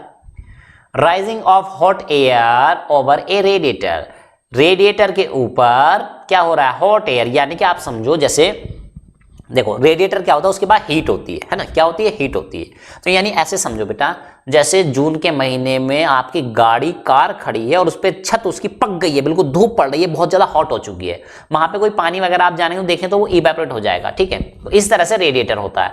It involves no chemical change, तो भाई कोई भी केमिकल चेंज नहीं होने वाला in the composition of air and hence it is a physical change. तो यानी कि गर्म होके हीट, मतलब ये क्या होता है, सड़कों पे आपने देखा होगा जब सड़कें हाईवे होते हैं, पक जाते हैं, बिल्कुल गर्म हो जाते हैं, तो आपने देखा कुछ एयर जैसी ऊपर ऊपर ट्रेवल करने लगती है, बड़ा ध्यान से आप देखेंगे तो ऐसा इल्यूजन टाइप का दिखाई देता है। तो यानी गर्म होने की वजह से ऊपर उठ जाती है, ऊपर की तरफ ट्रेवल करने लगती है। बर्निंग ऑफ कैरोसिन इन ए लैंटेन, जिसको लालटेन भी कह देते हैं ना, चलिए। तो बर्निंग ऑफ कैरोसिन इन लैंटेन, एक लैंटेन में क्या हो रहा है बेटा, कैरोसिन ऑयल जल रहा है, कंबशन उसका हो रहा है। इट इज ए केमिकल, अब भाई बर्निंग अपने आप में केमिकल चेंज है, because in burning of kerosene new products of different chemical composition were formed, like जैसे कंपोजिशन के बाद क्या बनता है, CO2 बनती है जनरली, है ना, तो इसलिए। Next, change in the colour of black tea on adding lemon juice to it, है ना, ब्लैक टी में लेमन जूस ऐड कर रहे हैं तो उसका कलर चेंज हो जा रहा है। तो भाई ये क्या है, change in the colour of black tea on adding lemon juice to it is a chemical change. 2 चीजों को मिला रहे हैं तो उनमें केमिकल रिएक्शन हो रही है, तो एक केमिकल चेंज है। Because new substance with chemical properties are form, नए सब्सटेंस फॉर्म हो रहे हैं और अलग अलग केमिकल प्रॉपर्टीज के साथ। Last, churning of milk cream to get butter, churning मतलब मथना, है ना, of milk cream to butter get butter, churning कर रहे हैं मिल्क की ताकि हमें बटर मिल सके। It is a physical change because no new substance form, नया सब्सटेंस कुछ नहीं फॉर्म हो रहा है ना, only separation of component take place, उनके कंपोनेंट्स को हम अलग अलग कर रहे हैं, बस नया सब्सटेंस कुछ नहीं बनना है। Next 39, during an experiment the student were asked to prepare, है ना, क्या prepare, 10% mass by mass solution of sugar in water, 10% वाला सॉल्यूशन बनाना है, यानी कि सोल्यूट डिवाइड बाय सॉल्यूशन, ये 10% आना चाहिए, ठीक है। Ramesh dissolve 10 gram of sugar in 100 gram of water. Ramesh ने क्या किया भाई, 10 ग्राम चीनी घोल दी 100 ग्राम पानी में। बहुत अच्छे, देखते हैं क्या होता है। जबकि सारिका ने क्या किया, प्रिपेयर्ड इट्स बाय डिजोल्विंग, उसने क्या किया 10 ग्राम शुगर घोल दी कितने में, 100 ग्राम ऑफ द सॉल्यूशन। ठीक है, और उसने कुछ इस तरीके से 10 ग्राम चीनी घोली है कि जो सॉल्यूशन बना वो 100 ग्राम बन जाए। ठीक है, अब 10 ग्राम घोली होगी तो 90 ग्राम लिया होगा वाटर, है ना, जो जिसमें भी घोल रही होगी वाटर में घोल रही है। तो यानी आप ये समझिए, तो किसका 10% वाला सॉल्यूशन बना, आंसर देखते हैं। Are the two solution of the same concentration, क्या दोनों की कंसंट्रेशन सेम है। दूसरा, compare the mass percentage of the two solution, दोनों की कंपैरिजन करनी है किसकी परसेंटेज कम है किसकी ज्यादा है। चलिए आंसर देखते हैं। No, the two solutions are not the same, दोनों की सॉल्यूशन कंसंट्रेशन क्या है, सेम नहीं है। क्यों नहीं है सेम, जानते हैं। देखो भाई, the solution made by Ramesh, दोनों की है ना, तो क्या कह रहा है कि भाई दोनों की कंसंट्रेशन क्या है, सेम नहीं है। ठीक, अब क्यों नहीं है, नेक्स्ट मास बाय परसेंटेज का फॉर्मूला लगा रहे हैं, mass of the solute divide by mass of solution into 100, ये होता है मास परसेंटेज। तो पहले देखते हैं भाई, पहले वाले ने जो बनाया था, रमेश ने जो बनाया था, उसने 10 ग्राम घोला किसमें, 100 ग्राम पानी में। तो पानी 100 ग्राम और प्लस 10 ग्राम ये घोल दिया, तो ऊपर तो आ गया सोल्यूट और नीचे क्या आ गया, सॉल्यूशन। सॉल्यूशन का मतलब जानते हैं, सोल्यूट प्लस सॉल्वेंट, है ना। तो ये हो गया सोल्यूट और ये हो गया सॉल्वेंट। तो ये हो गया 10 बाई, है ना, 10/100, 10 इंटू 100, 10/110 एंड 100, तो ये आ गया 9.09। तो ये तो 10% हुई नहीं, है ना। सॉल्यूशन मेड बाय सारिका, मास, तो उसने 10 ग्राम घोला और सॉल्यूशन बनाया 100 और उसको 100 से मल्टीप्लाई, तो 10% आ गया। Solution made by Sarika have more percentage, mass percentage, तो सारिका ने जो बनाया उसकी परसेंटेज ज्यादा है। Next, you are provided with a mixture containing sand, iron filings, ammonium chloride and sodium chloride। ठीक है, आपको प्रोवाइड कराया गया है एक मिक्सचर कंटेनिंग, जिसके पास क्या है, सैंड है, आयरन फिलिंग्स हैं, अमोनियम क्लोराइड है और सोडियम क्लोराइड। ले भाई सब कुछ मिला दिया इसने, है ना। Describe the procedures you would use to separate these constituent from this mixture। तो इस मिक्सचर से इन कॉन्स्टिट्यूएंट को अलग करने के लिए आप क्या प्रोसीजर फॉलो करेंगे वो बता दो भैया। चलो स्टेप 1 क्या करने वाले हैं, removal of iron filling with the help of magnet. Iron के जो पार्टिकल, एक मैग्नेट लो, आयरन पार्टिकल उस पर आके चिपक जाएंगे तो आयरन अलग हो गया, बाकी तीनों चीज अलग रह गई। पहला step, when a magnet is kept in the vicinity of iron filling, जब एक मैग्नेट को लाया जाता है विसिनिटी, करीब लाया जाता है आयरन फिलिंग के, they are attract towards the magnet and separate, वो आयरन की तरफ अट्रैक्ट हो जाती है, चिपक जाती है और अलग हो गई इस तरीके से बाकी तीनों चीजों से। नेक्स्ट, अब क्या करेंगे भाई, आयरन अलग हो गई, बाकी 3 चीज बची। अब removal of ammonium chloride from sand and sodium chloride by sublimation. Sodium ammonium chloride को आप सब्लिमेशन प्रोसीजर से अलग करेंगे, ठीक है, फ्रॉम सैंड एंड सोडियम से। कैसे, सब्लिमेशन से। क्यों, क्योंकि ammonium chloride will get vaporise, वो वेपराइज हो जाएगा and condensate on the vapour will form NH4Cl, और उसको बाद में क्या वेपराइज हो जाएगा तो ऊपर उठ के अलग चला जाएगा और अलग जगह पे उसको क्या करेंगे, हम कंडेंसेशन कर लेंगे। नेक्स्ट स्टेप नंबर 3, अब 2 चीजें बची, सैंड बचा और सोडियम क्लोराइड बचा। अब क्या करोगे, removal of sand from sodium chloride bye filtration after dissolution, उसको घोल लेंगे और उसको फिर क्या कर लेंगे, फिल्ट्रेशन प्रोसेस, फिल्टर कर लेंगे। कैसे, dissolve the sodium chloride and sand into water, उनको पानी में घोल लो, and then filter the solution, उसको फिल्टर, सॉल्यूशन को क्या कर लो, अलग फिल्टर कर लो। Sand will be left and separate, sand अलग छन के अलग रह जाएगा, पानी में घुला रह जाएगा नमक, ठीक है। अब step number 4, get sodium chloride by evaporation और क्रिस्टलाइजेशन। सोडियम क्लोराइड का क्या कर लो, इवेपोरेशन, मतलब sodium chloride back to use by the evaporation, पानी वेपराइज होके अलग चला जाएगा, नमक नमक नीचे बचेगा। इस तरह से इवेपोरेशन टेक्निक हम यूज कर लेंगे। तो देखो हो गई चारों चीज अलग अलग। तो कितने भी इंप्योरिटीज मिली हो, कैसी भी टाइप की इंप्योरिटीज, अगर आपको सही मेथड पता है तो आप सबको अलग अलग कर सकते हैं। Next 41, Arun has prepared 0.01% percentage by mass solution of sodium chloride in water. Which of the following correctly represents the composition of the solution? अब वो कह रहा है अरुण ने प्रिपेयर किया है 0.01% मास के रेस्पेक्ट में सॉल्यूशन सोडियम क्लोराइड का इन वाटर, ठीक है, यानी कि 0.01% सोडियम क्लोराइड है, बाकी सब पानी, विच of the following correctly represent the composition of the solution, किस इस कंपोजिशन के बारे में कौन सी चीज सही है? Answer A 1 gram of NaCl, क्या है बेटा 1 ग्राम ऑफ NaCl ली है, 1 ग्राम नमक लिया है और 100 ग्राम क्या ले लिया है? वाटर। तो देखो भाई क्या ये बात सही है? ठीक है, तो देखो भाई 1 ग्राम लिया है और 100 ग्राम लिया है, तो टोटल कितना ग्राम हो गया? तो 1 ग्राम ये लेंगे और टोटल सॉल्यूशन हो गया 101, दोनों का ऐड करेंगे तो ये हो गया। तो क्या भाई 0.01 आएगा परसेंट? देखते हैं, आना तो नहीं, दिख तो नहीं रहा। दूसरा 0.11 ग्राम ऑफ NaCl एंड 100 ग्राम और 100 ग्राम ऑफ वाटर। तो देखो भाई, तो ये ऊपर वाली वैल्यू हो जाएगी 0.11 और नीचे वाली वैल्यू हो गई 100 में जोड़ेंगे तो ये आ जाएगा 100.11। तो आप जब इसको डिवाइड करेंगे तो देखिए क्या 0.01% आ रही है। Third 0.01 gram of NaCl and 99.99% of water.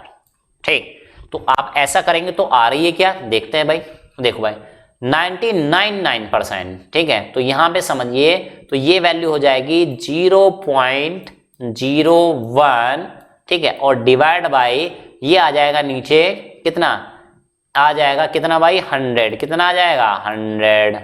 तो देखो भाई क्या 0.01% आ रही है? तो देखो बेटा अभी आप इसकी मल्टीप्लाई 100 से भी करोगे तभी तो परसेंट आती है बेटा, तभी तो परसेंट आती है।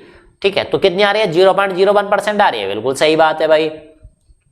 ठीक, तो इस तरह से ये ऑप्शन सही आ रहा है भाई। ठीक है, इसी तरह से आप इसका भी करेंगे 0.1। ठीक है, तो आप देखो बेटा यहाँ क्या आ जाएगा डी में 0.1 और डिवाइड बाई क्या आ जाएगा 99.9, तो ये आ जाएगा कितना 100, कितना आ जाएगा 100। इसको परसेंट में कन्वर्ट करने के लिए 100 से भी मल्टीप्लाई करोगे तो 100 से 100 कट जाएगा तो ये तो 0.1% आ जाएगा, तो ये तो नहीं है। तो that's why option C is correct. चलिए next, calculate the mass of sodium sulphate required to prepare its 20% mass percent solution in 100 gram water. आपसे कह रहा है आपको कैलकुलेट करना है mass of sodium sulphate. Sodium sulphate का मास कितना होगा? ठीक है, required to prepare 20% mass percent solution in 100 gram of water. Water यानी कि सॉल्वेंट दिया 100 ग्राम, कंसंट्रेशन चाहिए आपको 20% और जो सोल्यूट है आपका वो सोडियम सल्फेट है, उसकी क्वांटिटी निकालनी। तो पहले गिवन डाटा प्रॉपर्ली सॉल्व करते हैं बेटा क्वेश्चन को, घबराने की जरूरत नहीं है बेटा। थोड़े टिपिकल लग रहे होंगे आपको, लेकिन आप एक बात समझिए बेटा, आप एग्जाम्पलर्स अगर आप ये वीडियो देख रहे हैं, हर कोई एग्जाम्पलर्स नहीं सॉल्व करता, हर जगह नहीं कराए जाते सॉल्व, लेकिन अगर एग्जाम्पलर्स आप कर रहे हैं तो अपनी मर्जी से आप इस वीडियो के लिए आए हैं। ठीक है, तो आप समझिए कि आप कुछ टिपिकल पढ़ने के लिए ही यहाँ पे आए हैं, तो इसलिए आपको टिपिकल चीजें थोड़ी कराई जा रही है। ठीक है, समझिए, और आगे चल के बहुत फायदा देने वाली है आपको। तो देखते हैं मास परसेंट कितनी है, 20% होती है, यानी कि 20/100 जिसको सॉल्वेंट कहते हैं, और सॉल्वेंट है यहाँ पे 100 ग्राम। ठीक है, तो मास परसेंट है 20%, तो ये आपको पहले से पता है। चलिए सोल्यूट की परसेंटेज है ना, अमाउंट हमें निकालना है, मास परसेंट का फॉर्मूला लगा देते हैं। ठीक है, तो ये फॉर्मूला बेटा यहाँ पे एक लाइन खींच लेंगे हम, है ना, यहाँ पे क्या खींच लेंगे, एक लाइन खींच लेंगे, मास ऑफ सोल्यूट यहाँ पे divide by mass of solution into 100, ये फॉर्मूला होता है प्रॉपर्ली। ठीक, तो भाई देखो मास परसेंट तो पहले से दी है 20, ठीक है, x, अब सोल्यूट की क्वांटिटी हमने कितनी मान ली, x डिवाइड बाय क्या हो जाएगी 100 प्लस x और इंटू 100% वाला। ठीक, चलो अब देखते हैं। तो देखो भाई अब क्या कर लिया, इसको 100 प्लस x को इधर लेके जाएंगे मल्टीप्लाई में, तो क्या बन जाएगा, देखो 20 इंटू 100 प्लस x, और इधर कितना आ गया 100x, कितना आ गया 100x, तो देखो 100x ये था यहाँ पे। ठीक, अब इसको सोल्व करेंगे तो देखो भाई 20 की 100 से मल्टीप्लाई करेंगे तो आ जाएगा 2000, 20 की x से करेंगे प्लस में तो 20x, और इक्वल टू इधर कितना चल रहा है 100x चल रहा है इधर। अब इसको फिर से सोल्व करेंगे। ठीक है, तो 20x को इधर लेके जाते हैं, तो 2000 इधर था ही और 20x को इधर लेके गए तो ये माइनस में चला जाएगा, तो दैट इज 80x बचेगा। तो 80x इज इक्वल टू 2000, तो x बराबर 2000 डिवाइड बाई 80, दैट इज 25 ग्राम। इस तरीके से, यानी आप प्रॉपर्ली वैल्यूज को रख के अपनी नोटबुक में सॉल्व कीजिएगा। चलिए, तो इस तरह से आज आपने देखा एनसीईआरटी एग्जाम्पलर्स के ये कुछ क्वेश्चन किए आपने। ठीक है, तो आपको ये वीडियो कैसा लगा कमेंट बॉक्स में कमेंट करना ना भूलिएगा। ठीक है, और भी इंटरेस्टिंग वीडियो इसी तरीके से हम आपके लिए लेके आते रहेंगे। तो चलिए तब तक लेते हैं नेक्स्ट वीडियो के लिए विदा लेते हैं और मिलते हैं नेक्स्ट वीडियो में। Good bye.